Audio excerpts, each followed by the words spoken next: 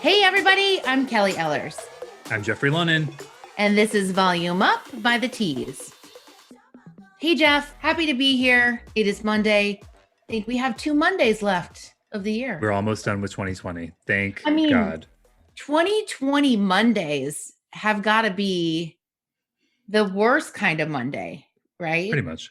I mean, 2021 is just around the corner. So who knows? We're not through the thick of the wood. Who knows? Yes. That's in the thick of it. We're in the thick of it still, not out of the woods. 2021 Mondays could be even worse than 2020 Mondays, but it could be much better. Yes, let's be hopeful. I once had this coworker who loved Mondays. Have you ever had one? That loved Mondays? No. Yeah. No. But I'm also I'm not a hairstylist, so that might color my view of Monday. Yes, right? I mean, yeah. It's not a day of rest for me. It's another kind of day. But I guess it's like you're coming back to things. It's like your chance to set it right. So like get the list going again, the checklist. Yeah. All right. Yeah.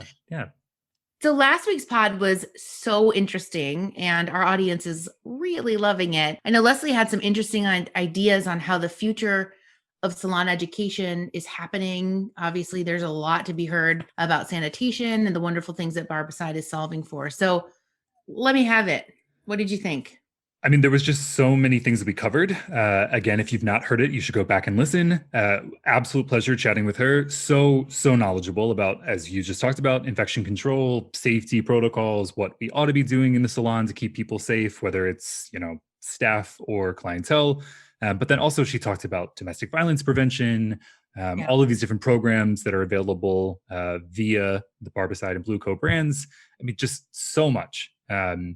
A wealth of knowledge and information, and we can't wait to have her back in the future because they've got so many programs that are going to be rolling out in 2021. So that might be a Monday that we're looking forward to. Oh, yeah. I'll look forward to that Monday. Whenever that Monday is. Good job bringing that a full circle. For real, you guys should go back and listen to it. Leslie was incredible. And if you liked last week's episode, and we hope that you did, make sure to subscribe, rate, and review, and follow us on Instagram, Facebook, Twitter, YouTube, and TikTok at Read the Tease, and send in questions to volumeup@thetease.com.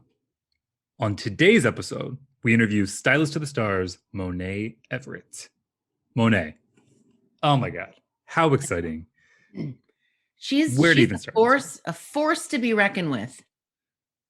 So much experience within hair in terms of styling celebrities, as well as other high profile folks, but so much to say in terms of, again, education, the need for sort of diversity of thought, diversity of experience in terms of hair texture. Like you guys are going to love this interview, and you should listen to what she calls a hair enthusiast, because if you're one of those, watch out. Watch out. Don't be one of those. Before we get into that, what has you excited about this last week, about the coming week? Any bones to pick, Jeff? Just about how much food I'm going to eat. I have really just like bulldozed into emotional eating in 2020. Like quarantine has been tough on the waistline. Okay. I'm not really too upset about it though. So to be clear, I'm not like beating myself up. But dad bod. Yeah, no, dad bod. It's all the rage, don't you know? 2020. It's my year. But mostly like I'm gonna eat a lot of holiday cookies. Okay. I've got a sweet tooth. We've established this. Maybe you didn't know that about me, guys. But cookies are it's up there. So it's gonna be tough. Yeah. For my future self. Here's the thing. If I never ate a cookie again in my life, I'd be fine. Wow. I don't like cookies. That's tough. I don't know. So are you more a savory? Yes. Oh, okay. That makes sense. Yeah. So I mean, I like all of it, which turns out to be my problem, but I especially like a holiday cookie. So what kind of cookie? These are gonna like, what is it? Just the almighty sugar with frosting? I mean, sugar is up there, especially when there's like novelty decorations. Like I'm a sucker for that. Sprite sprinkles, like those. Oh yes. Yeah, like the granule, You know, speaking of sprinkles, try to stay away from those cookies that have those things that look like there's silver BBs on top. Does that I mean, scare in you? general, we probably shouldn't be ingesting metallic foods, like, but they are quite compelling. I mean, like, they look They're good. shiny. Yeah, Like and shiny. yeah, so if you're a magpie like me, but yeah, no, generally probably shouldn't eat those. I definitely do eat them, Yeah. but good for you for having self-control. Mm-hmm. The one thing that I don't love, and this is like, I might be alone in this for Okay. holiday cookies, is, a lot of people make tins and they like prepare them Yeah. and, all that good stuff. When they mix mint with other, and then everything winds up being kind of minty, Ooh. that is enough to like make me throw out the whole thing. So That I have never heard I can't before. stand it. Like the Like, residual mintiness, a minty cookie, which I would not eat for myself, oh, chocolate and okay. mint, never, no, never for Oh. me. I know that's a hot take, controversial opinion, but when it's in the same place with the cookies that are not The meant to be mintiness just minty, seeps in. it's the worst. It's truthfully, there's nothing, I don't think that there's anything worse than that. That's Obviously, there are amazing. things that are I worse have than that. that thought has never ever crossed my mind, but now it's Welcome. here. I've given a lot of thought to holiday cookies, so. Trying to think if I ever have offered you anything with a mint flavor. Like, you must have been repulsed if I did. I mean, like a mint by itself, great, Oh, you're wonderful. okay. Oh, for You did for sure, like minty, breath freshening. Ooh, yeah, all about it. But if you put it in chocolate, absolutely not. I love it. All right. Do you have any bones to pick? Things to look forward to as we power through the Yeah. holidays? You know, I'm really loving that my kids still believe in Santa. And I think it's the last year. It's the age of innocence is going to be gone. Mm-hmm. We've heard hints like, it's just you, it's just so and so. There's no such thing. And so that's kind of a bummer. Mm-hmm. That's rough. But it's great that it's still a thing for this year. So enjoy it for now. It'll go with 2020 like everything else. He'll never return again. Yeah. I mean, you've got two boys. Yeah. One older, obviously, one younger. Would the older be so cruel as to ruin the whole thing for the okay. The older one and the younger one, their sole purpose daily is to ruin each other's day. Mm-hmm. I remember that. Mm-hmm. Wow. So if there's a prime opportunity to really get you, it's gonna be that. It's gonna happen. Anyway, we shall just enjoy this Santa season. Please do. Meanwhile, my daughter is just now getting some sort of understanding of what a Santa is, and so we're excited about how this is going to go. Santa's supposed to be bringing her a pink doll. That's all she wants is a pink doll. No way. Oh. So Santa's gotten the pink doll, by the way. Okay. So we're secured the pink doll. Yeah. Santa's good. He worked his magic. So, speaking of things that are happening this week, our editorial team, always great, incredible. So many things up on the site that you guys should definitely be checking out, diving into brands that you don't know that maybe you should, mostly via our gift guides, which is something we're going to talk about. There are so many things on the tease.com right now, most of them gift guides, appropriate for the holidays. So if you've not peeped them, we're going to talk about them. First up, gift guide for barbers. Barbers sometimes get slept on. We've got a whole list of things that we think are going to scratch the itch for barbers. Basically everything that a barber could want listed there. Not going to get into the name of some of the tools and stuff, but there's some good ones. So we encourage you to check that out. So I'm loving celebrity colorists and hair influencers and their gift ideas, mostly because off the top, I love Ara Friedman. Like, she's a total badass. Worked with her like 10 years ago. So she's given us her hot takes.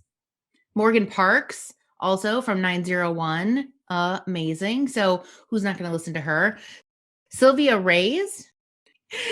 So shout out to Camille, our editor, for rounding up those amazing colorists and sharing the details on what we need. Incredible. The other gift guide that I think is maybe my favorite is the editor approved gift guide. I mean, come on, can't beat that. So our team, some of the team, compiled the things that they are gifting this season, including myself. So check that out for some inspo. Pretty wide ranging hair stuff, beauty stuff, other stuff, including novelty 2020 themed ornaments, which are now sold out. So sorry about that, but you should look at them because they're great. Lots of stuff on the Tease. I love it. So, Scotland kind of knows what's up. If you've heard the latest news, they passed a period product bill, which is very important. So congrats to the Scots, the Scottish, the Scotties. All of the above. That was incredible. Congrats to them.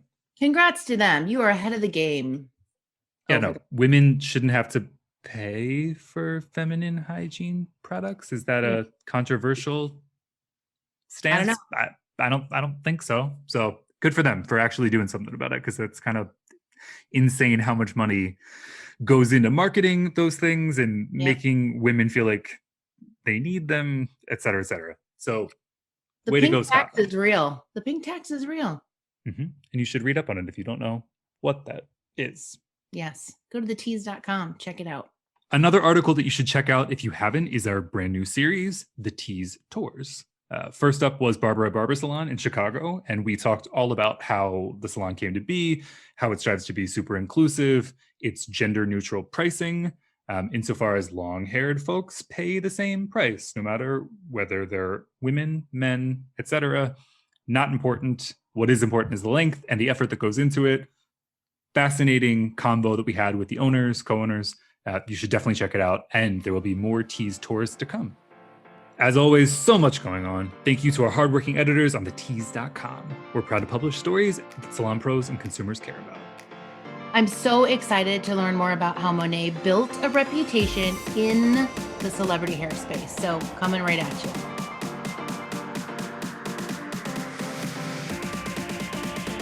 Hi, Monae. Thank you so much for joining us today. We're so happy to be chatting with you on the podcast.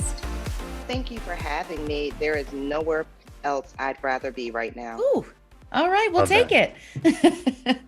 So let me first introduce you to our listeners. So today on the podcast, we have Monae Everett, and a bit about Monae. She is backed up by 2 decades of training and experience in the fields of beauty, fashion, and branding, and is an American board certified hair colorist with a diverse educational background. As a major force in beauty, Monae has worked under top global hair care brands such as Wella and Sebastian, 2 of my favorites, and Mizani, and her professional work has been heavily displayed in the world of film, television, print, theater, and numerous New York fashion weeks. National media giants such as Glamour, Harper's Bazaar, Essence, InStyle, and Yahoo Beauty have tapped her regularly as a trusted voice. And so how's that, Monae, for an intro? It's been wonderful. It really has been awesome. It's great to see that hard work pays off, and that, especially in the beauty landscape, there are so many different things that you can do that maybe we're not told about in cosmetology. So it's wonderful to know where beauty can take us. And so, obviously you've got those 2 decades of experience, some big names in there. But then I also have to note it here that you launched the Monae Life Academy, an online academy specifically for hairstylists, teaching them how to style for editorial, celebrity, and for all hair textures. And then, just to top it off, we're just going to throw a book on top of it, right?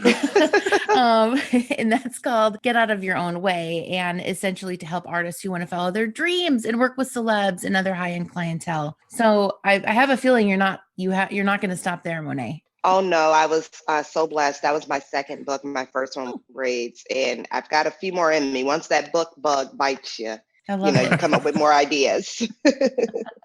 That's amazing. And I mean, so multifaceted, because it seems like you can take your creative vision and even create it on paper too. So kudos to you.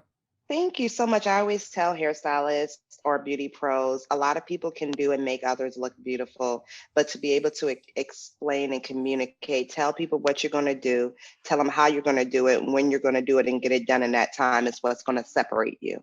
It's so true. And I say as a broken record over and over on the podcast, have a sole mission of elevating our industry and craft. And I think that by being able to articulate and teach and learn as, the client is in your chair or the celebrity client's in your chair, I think that that just adds so much more value overall to the industry. Absolutely. So Monae, how did you get started in the salon professional space? And did you always know that you were going to be doing hair? Yeah, so I definitely went into cosmetology wanting to do hair, but I thought I would only be in the beauty space because I knew I was going to college. So I did cosmetology my senior year in high school, freshman year in college, and I was so opinionated. And people used to say to me, if you can't do better, you shouldn't say anything. I was like, I think with a little bit of training, I could do better. So I just thought that I would do hair and beauty while I was in college because I did not enjoy any of those broke girl college stories. So I figured, hey, I'll make a little money. It'll be good. I knew I was putting myself through college and mommy and daddy would not be footing that bill. But after when I got to my senior year in college, I loved it so much. That's when I started learning about celebrity hairstyling, runway hairstyling, photo shoots. I had never heard of this before that time. So when I graduated, I was like, mommy, daddy, here's your degree. Now I'm gonna stay in this beauty industry that you guys did not want me to get in from the beginning. Amazing. That's incredible. I love it. How did you get started with celebrities in Hollywood then? Sometimes I think back on that story and I'm like, I'm not even sure. I distinctly remember the woman I was assisting in the salon telling me that this world exists. And I asked her, well, how would one get involved? And she didn't actually know because she wasn't actually doing it. And she said, oh, you go to Craigslist and if they're looking for hairstylists, and I thought it would be so quick, I would just enter an ad and the world would open up. And that's not how it went. But I would do like a runway show here and there, or a friend would go, take photos because no one even knew to call it a photo shoot, or local distributors would come around to my salon and sell me on paying for a photo shoot. And I would think that that meant that I was really featured in the magazine. So, I titled my book, Get Out of Your Own Way, because there was a crap load of unlearning I had to do. A lot of things you think or you guess it and you figure, well, it's quote unquote working, so it must be right, but you're going all the way left. So now you got to double time it back. Can you think of a time that things went all the way left? Oh my God, which time? Yeah, let's share. Come on. Let's hear it. Time that things went all the way left. Okay, the first one that comes to my head. I was doing a photo shoot, and it was one of those photo shoots that I paid to be the hairstylist on. So, not a real one, but enough that you can get photos to put up in your salon. Yep. And we had to do the hair before we got to the photo shoot, which, red flag one. So I did the model's hair. We drove the hour to the photo shoot. We got there. They were hours behind. It was really hot in there. So my model's hair started to like wilt. And so I was told I couldn't be in there when she was getting her makeup done, and I couldn't be in there when she was getting her photos done. Yeah, like all that. And I kept hearing laughter in the makeup room, and I couldn't figure out what they were laughing at. So I eventually go in there, and they said that the hair gel I had used to secure her hairline had melted.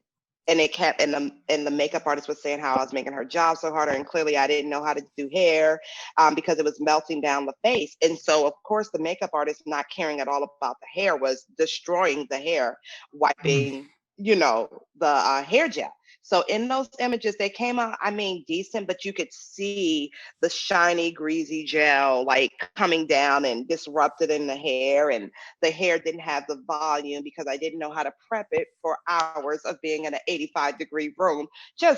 Oh my God. So I could write a whole book on the things I got wrong. Let me tell you. Well, let's talk about the things that you've gotten right. You've got such a storied career, incredible clientele, the books, the brands, the whole thing. Talk to us about like some of your biggest milestones from your perspective. Okay, something that jumps. Oh, so many. Being able to style hair for a huge photo shoot with Michelle Obama when they were just coming into the White House. So I didn't style her hair, but I was able to do the background. But that was historic. It was for Harper's Bazaar. Or when I was new to Instagram, a client from Kuwait found me, came over and had her hair and photos done. hair in New York and took me to Kuwait with her for 2 weeks. I didn't think this was possible. I only had like 200 client followers on Instagram at that time. Oh my God, so many different things. Oh, I was written about in Oprah magazine, which that in itself was amazing, but someone read it and I got to go work in New Zealand for a production they were doing because they didn't have people who were diverse hairstylists. Like, a lot of amazing things. Or it's like you ask me a question, I can't think of an answer, and then I have so many.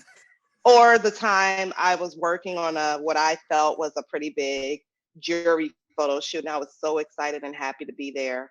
And then I got a call from my agent saying, "Hey, can you be on a plane to London in 7 hours?"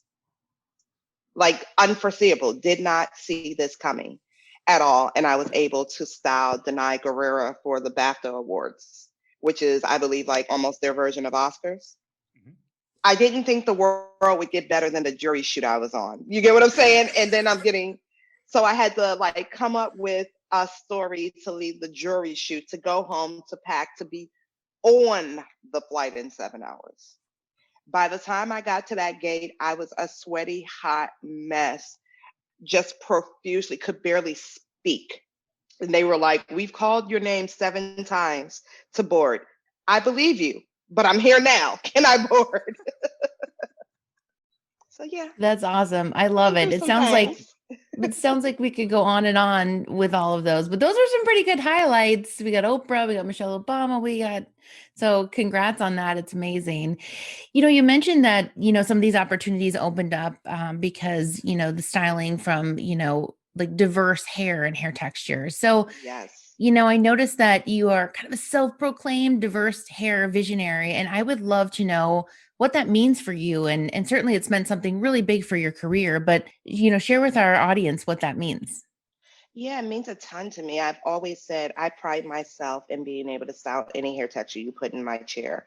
And I say, a lot of people say that they're hairstylists, but if you can only style hair texture like your own or similar to your own, you are an enthusiast. And I applaud you for being an enthusiast. A hairstylist must be able to style every hair texture and make them look way better when they get up than when they sat down. There's nothing wrong with being an enthusiast, but get yourself a little bit more education and learn to be able to style all hair textures. This is what sets you apart. Almost any Jane Doe on the street can make someone look a little better if they sit down. And I say this with utmost humble and modesty because it is a pleasure and a blessing to be able to make anyone look better. When you make people look better, you make them feel better. And the exact opposite can happen. If you're only able to style hair texture similar to your own, and someone sits in your chair and you make them look worse than when they first sat down, you have more than likely made them feel worse about themselves. And that's That not a is good not, thing. yeah, that is not a good thing. That is not a good thing. I love that. And I actually have never heard it described that way. And it's all Perfect. parts kind of like, savage slash perfect slash right on point. So I love it. Hmm. It's great. In that regard, if we're, let's say beauty schools are kind of churning out enthusiasts, if you will, Hmm. where's some learning for our industry? Like, what do we need to be doing in regards to hair and beauty in this industry to make sure that we really are training everyone up to be true stylists, like you mentioned? So I think it's wonderful to look at cosmetology schools, their books and brands, but no one is solely responsible. You as the individual are responsible for your education. Cosmetology, at least my cosmetology school, never lied to me and said that they would make me fully able to sustain a career. They said they will help me pass this test. I've taken continued education no less than monthly my entire 20-year Wow. career. We didn't have YouTube University when I first started. Everything on there is not amazing, but it's not all wrong. There's always something for you to learn. Then you have educators like myself who are putting out books and materials. I have over 200 videos on YouTube educating. I have an online university, and I could name at bare minimum 5 others right now who have it.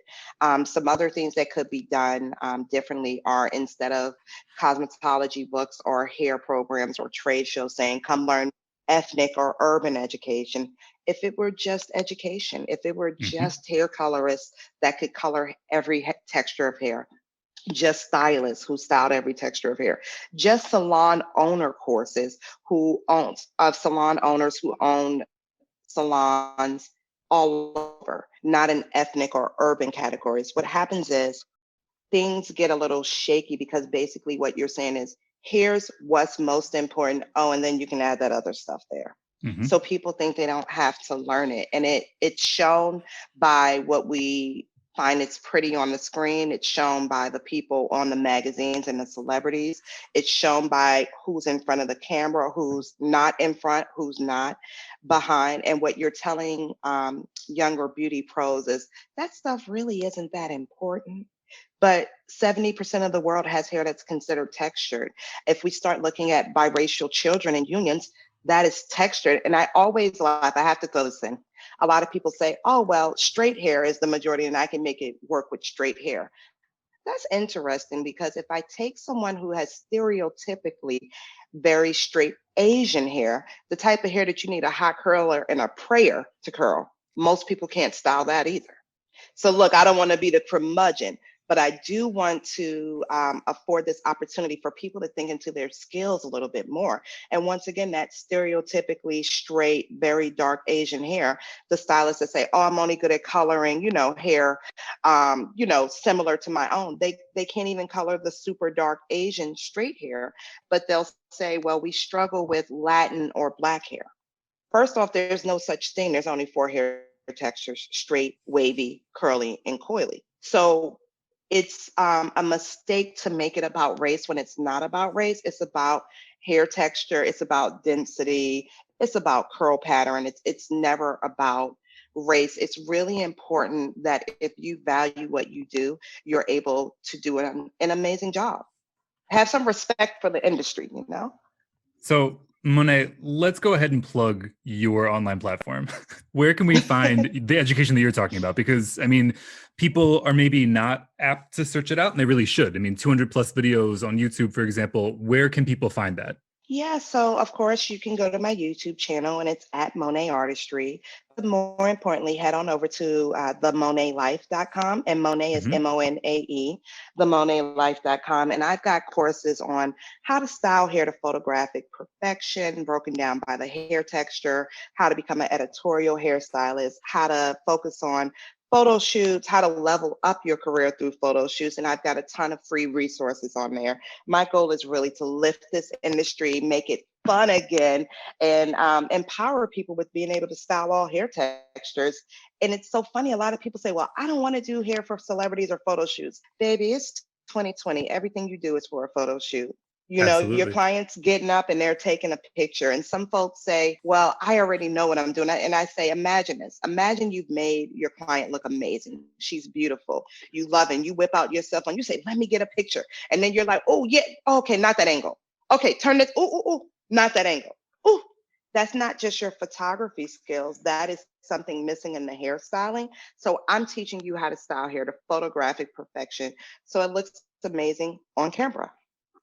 Love that. We are going to be including these links in the show notes. Don't you worry. Make sure, all of our listeners out there, that you go check out everything that Monae's doing. There's so many resources that are available that she's put out there very graciously and generously. So Kelly alluded to this earlier. You're very welcome.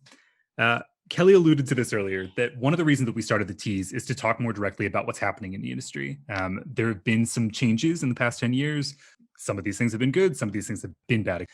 From your perspective, what else can be done? I mean, you addressed the fact that stylists themselves ought to search out education on more than one single type of hair texture, for example. But that's not the only place that needs to be sort of addressed. Brands, for example, education beyond the sort of individual approach. Like, what else do you think, from your perspective, needs to be addressed within the salon professional space? Every single aspect needs to be addressed. There are things that can change in every single aspect, from the cosmetology book showing examples of different hair textures and examples of different hairstylists giving the services. For example, just to be blunt, I want to see Black woman styling an Asian woman. I want to see a Latin woman styling a Black woman, because these things come into us like osmosis for who should be where and doing what. I want to see a white woman putting a weave into a Black woman's hair, or getting those curls and coils popping, because we're looking at them and we're learning at an early age or early stage in our cosmetology career what we should be doing. If you never see anyone that looks like you styling someone that looks like, for lack of better word, them, you would think, oh, I don't have to do that. That's not expecting of me. And it's not even important. We've got to change that. I want to see on the covers of magazines, I want to see diversity. I want to see on movies, I'm sick of seeing the Black women cut out. Sometimes if you look at the promo, they will be cut out and just simply not shown. So that is proving the point that no one wants to see them. So why should we have professionals that can style them if they are not bringing people in at the box office, because they're never given the chance? They're not paid on the same scale. People are not making money behind the scenes. It's not diverse. A lot of times on sets, you'll have hairstylists who are simply unable to provide a service. I don't care about race. You're unable to provide this service, but you're getting paid a whole lot of money, and you have your client on screen looking crazy, which could lead to her being cut out of the promos.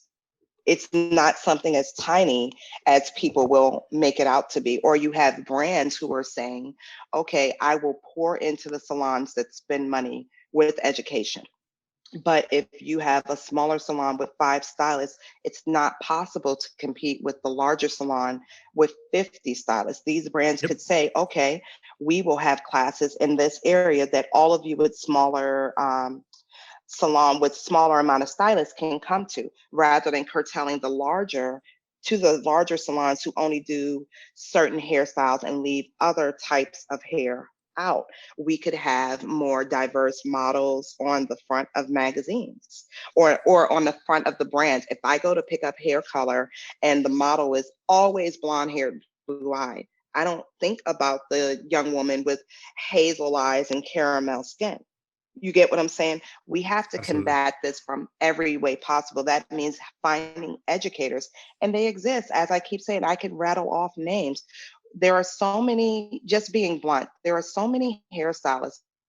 Like generally, if you can style curly or kinky, you can style all hair textures. But if you find other hairstylists that can style most hair textures, they are usually unable to style curly and kinky hair textures. Find the educators that can do it all, and realize that it's almost a disrespect to put someone at the top of the industry who cannot style all hair textures. There's nothing wrong with having a niche, something you are amazing at, but you still should be able to style all hair textures. So, I don't want to ramble, but any level that you bring up, we can look at some way of changing. And that's never to overlook the individual stylist's responsibility to go out and find more. You got Instagram, you can learn a little something from YouTube. And then you have individual stylists and educators like myself who are putting out full course loads, because we see what's missing in the industry.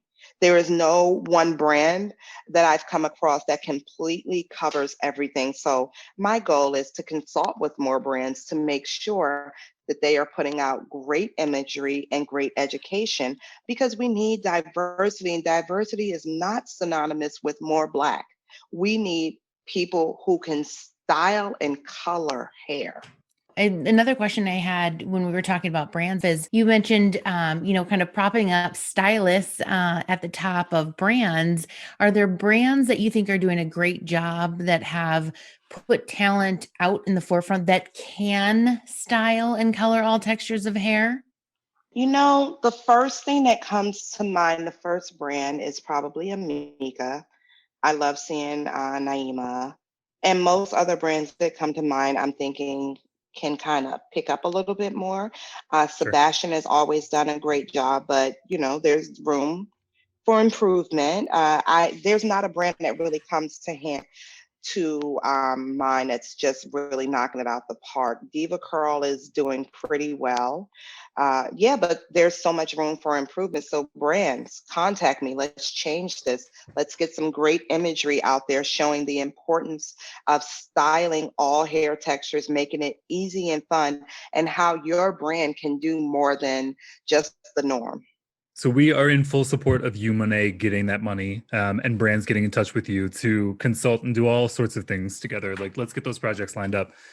How else have you networked and grown in the industry? Like, what advice do you have for hairstylists that are coming up so that they are not enthusiasts, but proper stylists in the sort of vision that you've laid out?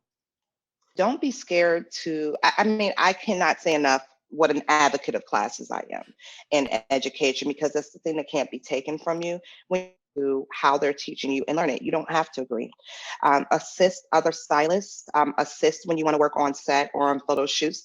There's nothing wrong with deciding you don't want to do it the way that the person you're assisting is doing, but you need to know the how and the why they're doing it that way to decide why you do or do not want to do it that way. Think about mentoring down. A lot of times people want a mentor. They want someone that they can go to and ask all the questions and get all the feedback and get all the support and get all the opportunities and get all the jobs. So first off, mentoring don't really work that way. That's sponsorship. But in terms of mentoring down, so let's just use me for an example. Let's say that I could teach you how to do hairstyles you've never dreamed you can do. What can you do for me? I don't really need your coffee. I don't really need you as a dinner date, but maybe I kind of suck at taking iPhone photos. This is what you offer me. Maybe I am not good at today's slang. Maybe there's new terms or new types of hairstyling that I haven't mastered. This is what can you give in return. Nothing in life is free. Everything has a cost. And a lot of times people throw around the word mentorship and they expect someone to come in and really make them whole and give them a career. And it doesn't work that way. And it leads you to a lot of disappointment. Well, disappointment on both sides. Because if I had a career to give to you, I probably would. That's the type of person I am, but it just doesn't work that way. So some things to do are reach out, join in their comments, say good things, say how you feel to them in the comments. You know, you have social media, show up at their events and support them. If they're teaching online, if they're teaching at events, do things, you will stand out. We're humans like everyone else. And we get on stage, we present these shows, and we're just praying that someone likes it or is paying attention, and to look and see a face that you've seen before who is saying, no, this is what you said and this is what I learned from it. You can't help but want to pour back into that student. So anytime you ask me what someone can do for themselves, it's always going to be a reciprocal answer. There's nothing that you can really just do for me that wouldn't make me want to do something for you, and vice versa. So you're going to be at a loss if you're always thinking, what can this person do for me? It has to be reciprocal. I think that's great too. Thank you. And I love your perspective and kind of where you're coming from. So thank you for sharing that. I do want to touch on, Hollywood hair in COVID times, right? So, a lot has changed. Our high touch industry has changed a lot. How has that been working for you, right now with your celebrity clientele during this pandemic? Oh yes, a lot more PPE, but I do stand with my hairstylist who said we're always known for being clean. So, that's another thing that separates an enthusiast from a professional. You should have always been cleaning your station, your tools, your setup, and things of that nature. And it's really important for clients to have seen you doing that before, but especially now. So I'm going to work. I'm wearing a mask. I am changing out supplies, cleaning up more often. And honestly, I'm not working with a lot of new clients. I think it's probably a little difficult for them to take that plunge of bringing somebody in, because they have to ask, is this person sanitary and how does this person live? And I hate to bring that up because how you live is, depending on many different things. But for the first time in my life, I think it's been pretty good that I live alone. Like I work that into the conversation, because they do have to worry, okay, how many people are you quarantining with, and are they making good decisions when they're coming and going. So, I go out of my way to try to comfort my clients as much as possible, but it is still the really awkward run towards, let me give you, oh, I don't know if I can hug you. Let's back it up. That's still happening. I know. It's so true. I mean, it's just such a high touch point. I mean, stylists are lovers, and they want to Yeah. just hug. So I Yeah, but love that. it's funny because I always tell my clients though, I do hug them for the reason that I will be touching them for 2 hours. Yeah. So how can I play in your hair and not give you Mhm. a hug? And touch is Okay. so important. It's one of the things we skip over. People need to be touched. Not to go too far left, but you've heard about babies who don't make it through the whole year if they're not touched enough. Sure. A lot of people are lacking touch. So a quick hug, looking away because I don't want your cooties. No, I'm joking. But a quick hug can go a long way. I agree. I'm a hugger myself. In working with, a lot of the, so some big name celebrities, is there a delicate conversation of, promoting yourself, but keeping their privacy, but also those accolades of you doing that work? How do you juggle that? That is the best question I've ever been asked on a podcast. And it is not easy. And I am 20 years in, and it is difficult, specifically when I discuss my book, for example. I talk to my clients and I make it very clear this is not a tell-all. None of your business is in there. I list names on a resume and I ask every single time I photo or video, I ask first, because I never want to put someone in a position to think that I am betraying their trust. There's a lot of people in their circles that they don't know if they can trust, that come and go. And I don't want to be one of those people. But yeah, I think I crossed the hump where they wanted to be part of my promos, but in the beginning that was not the case. So now they kind of expect, well, you recorded when you worked with her, you recorded when you worked with her. How come you don't want pictures of me? How come you don't want to record? So most of my core group of clients like it, but I That's ask awesome. every time. But I Yeah. did recently, like a few months ago at the beginning of COVID, work with a very well-known celebrity who refused to let me take any picture of her at all. And I think that we were not of like minds on many different subjects. So she just Mm. wasn't my client. And that might have been her way of like getting back at me. But that's okay. I don't tell anybody I worked on her. Yeah, that's great. I mean, there is a level of confidentiality, whether it's celebrity or Yes. non-celebrity, when you are a stylist and have that dedicated time and, touch with someone that they want that comfort. So I commend you on your approach to that. Thanks. I tell people all the time, when I work with people that's in their home, whether it's the home they pay for or their pseudo home of their hotel room, how rude is it to walk into someone's home and just start photoing and videoing? And let me tell you, I have been in some homes that I wanted to whip that camera out. Like in the beginning, I used to send my mom these photos and I would ask them first, like, oh, this is just so beautiful. Can I show my mom? And they'd be like, okay, but you have to ask. So you had talked about some celebrity clientele at the beginning who had been on your Instagram, and then later down the road, clientele that are more interested in popping up than maybe they would have been before because of so-and-so that's been on. Yes. What has been the success to growing your Instagram? A lot of stylists are all about that. They want to make sure that they're marketing themselves, reaching potential customers, new clients. Like, what has been a little bit of the secrets to your success? I think in terms of celebrity, first off, let's call it what it is. People want to see every aspect of a celebrity they can see, so behind the scenes. I think in terms of inspiring the clients to want to take them, I am very complimentary and very truthful about when they look good. And I really hype them up and I take a lot of videos because I am one of those people that videos work better for. A photo is just a moment in time and it might not be the best photo. So, those videos where they're able to and show how much they're enjoying the style. Everybody's not super photogenic. So what happens when you have great hair on a person that the camera didn't love it that very second? Then your image is not good and everybody's sad. You got no likes and no one shared it. So give them a little bit more time and space to show how much they like their look. Everybody is into does the client like their look? And I think that that really comes through on my Instagram more so than anything else, that I make people happy. So we want to plug your book. We've got to know what's going on here. So Get Out of Your Own Way, 25 Insider Tips for Booking Celebrity Clients. Tell us, the genesis for how you wrote this book. I understand that you wrote it during the pandemic. Give us a little shout on that. Yeah, so Get Out of Your Own Way. I always had people who would jump in my DMs and emails and ask me how I got here. And I'm like, hold on, got where? No, just joking.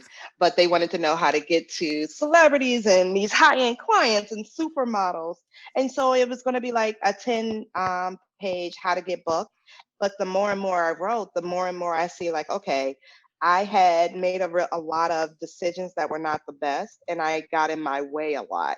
So it ended up turning into 25 insider tips for booking celebrity hairstyling clients, because I wanted to walk through, you come up with your own way of doing things. You have to guess. I didn't have any celebrity hairstylists to talk to. I didn't have, in the beginning, business mentors. I didn't even know any celebrities. So I did a whole lot of guesswork. And let me tell you, I guessed wrong a lot. So not only did I have to redo, find the right way to do things, but I had to mend a lot of broken fences. For example, and they weren't always super broken. I don't know. Let me just make up an example. If I found out someone's entourage, I found out this person was with them, I might start sending them all these hairstyling photos, only to find out that's the chef. Like, the chef can't help you get booked for hairstyling. Or I would pitch a manager, because she is a manager, but she's a former manager to this client. She works with 25 other people, but she no longer works with that one. So I have now pestered her, and I'm probably pestered myself out of 25 clients because I didn't do the proper research. Sure. I didn't know they got into a fist fight at the holiday party. I wasn't there. They didn't invite me, like, That's great. Hey, but you know what? Your hustle research is real, no doubt. I mean, you started, like you said it. That's amazing that you didn't have any celebrity clientele contacts, and you did your research. You wiggled in. Worked my way up. And I want to give some more detailed examples. I really increased my reputation in the salon as the go-to person who knew how to do all hair textures, who knew how to do styles, and keep your hair healthy and on your head. I went out of my way to keep a really positive attitude with everyone who came in the salon. And those that I felt I built a rapport with, I told them I would love to work with celebrities. I would love to do fashion shows.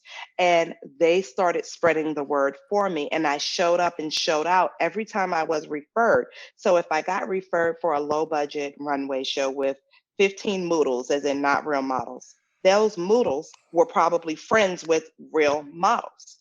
And the real model said, but damn, your hair looks so good. And then this is how you start switching. And then the models are trying to be actresses. So they go on set and someone says, okay, but we don't have a hairstylist. And they say, but Monae, maybe she could do it. She was on time. She did a good job on her hair. She was easy to talk to. And this is how your reputation grows. You want to do anyone that someone else would say, oh my God, Monae does your hair. Oh, I've got to let her do my hair. Sometimes you got to work with the moodles to get to the models. That is the soundbite. Incredible, Monae. Absolutely. Oh my God. Where can people find the book? You can find Get Out of Your Own Way at themonalife.com or on my Instagram at Monae Artistry. It's linked in the bio. So Get Out of Your Own Way by Monae Everett. And Monae is Monae, Monae. Still Monae because it's Monae Artistry. Amazing. We're including that in the show links. Don't you guys worry, but please check it out for all of those insider tips and more. All right, Monae, this is the last segment that we've got before we're going to say goodbye, which is our favorite. It is called Quick Takes with Tease. These are the same questions that we ask each and every guest. We are looking for your hottest quick take. First up, what is the product that you're loving right now? I'm going to go with my Shine products, the Aquage Beyond Shine and Naked by East Stations. I think it's Liquid Shine. I don't know the name, but I know I need it. Okay. We'll link to it too. We'll find it. What are you streaming? What are you watching? What are you listening to? Lay it on us. Oh my God. I'm a super binge watcher. I just got up on This Is Us, The Crown. I gotta throw it into my ratchet people, P Valley I was here for. Your girl does a lot of different things. What else? Oh, so many different things. Okay, those are what come Okay. to mind. Yeah. That's what we're here for. Quick takes. Okay. Real talk words of advice for pros who want to get to the top of our industry. Again, they've got your book. There's 25 tips. There's your Instagram. There's all of those things. Hot take, quick thing. What can they do to get to the top? Listen and follow directions. Listen and follow directions. You do not know better than the person that is telling you, because they are where you want to be. They got something over you. Wow. All right. Last question. 2020 has been a mess. We can all agree. 2021 predictions. What do you got? It's got to be better than 2020. That's all I got. Is it better be better than 2020? Whether your 2020 was a mess or great, I pray that 2021 is better. Indeed. I think we're all solidly there. Oh, it's only up from here. So, thank you so much for your answers. I mean, this was so fun. Thank you so much for joining us. Lots of knowledge dropped here. And before we go, I know that we've got a couple shouts on where we can find you, but let's hear it one more time. Your Instagram, Facebook, we're on your .com, so we can make sure everybody's headed over there. Wonderful. So at Monae Artistry is the best place for Instagram and YouTube. Monae Artistry, MONAE Artistry. Also, the Monae Life is the best website to get a hold of all of my classes. I do a crap load of free classes. Oh yeah, you can text the word hair, like the hair on your head, to 33777. So hair, like hair on your head, to 33777, and you'll always get the update on when I'm doing free classes or giveaways or something cute and special for you. Yeah. I've got to know, is there a team behind Monae? And if so, let's give them a shout out. And if not, how in the world do you juggle it all? Unfortunately, there's not a solid team. I do go to advisors here and there. I have had PR in the past, but no, there is no solid team. But please don't be like me. Get yourself a team. A team is super important. I'm always looking to build a great team. And like I said, partner with brands so that can be my team. Well, I am in awe of you. Thank you again for your time here today. So Jeff, what did you think? Amazing. She's an absolute powerhouse, unstoppable. If you're not following her, you should be. Get on that. Monae has so much information to share, so much knowledge, so much expertise, and she's giving away a lot of it for free every day on her Instagram. Yeah. So hop on that. If you're not following, you should definitely be following. Check out her website, buy her book, all those things. I learned a ton. Curious about celebrity hairstyling now and what she was talking about in terms of like trust and all of that. Like, I feel like 2021 is going to be strange as we gear up for award season, like what that's going to look like. And I'd love to follow up with her to see like what the heck that even looks like now. And I think that, working in this space, like she would be an incredible ambassador or influencer for brands who are one, looking to get perspective and an in-depth, very credible perspective on diversity, textured hair, celebrity clientele, celebrity stylists. There is an opportunity, brands out there, for you to kind of hop on that. So check out the show notes for all of her contact information to connect. Be sure to hit subscribe, rate, and review, and follow us on Instagram, Facebook, Twitter, YouTube, and TikTok at Read the Tease, and send in questions to volumeup@thetease.com. Remember, we're checking. We're checking. Jeff is hitting refresh as we speak. Right now. Volume Up is a Tease Media production. This episode was produced by Monica Hickey and Steven Jodorand. Thank you to our creative team, Kay Reynolds and Haley Hefner, for putting together the graphics for this episode, and to Josh Landowski for editing so that you can watch and listen on YouTube.